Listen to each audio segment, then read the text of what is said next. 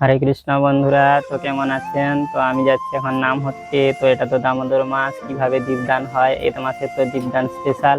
তাই আজ আমি তোমাদের এই দীপদানটা দেখাবো, কেমন করা হচ্ছে দীপদান। আর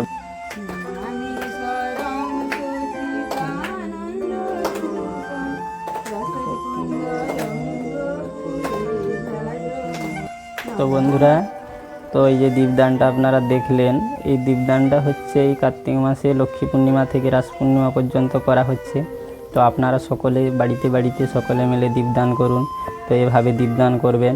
তো এই যে প্রদীপটা ঘোরানো বলতে ওটা হচ্ছে ভগবানের চরণকে লক্ষ্য করে 4 বার, নাভিদেশকে লক্ষ্য করে 2 বার, আর মুখমণ্ডলকে লক্ষ্য করে 3 বার, আর সর্বাঙ্গে 7 বার ঘোরাতে হবে। তো এইভাবে ভগবানকে দীপদান করা হয়।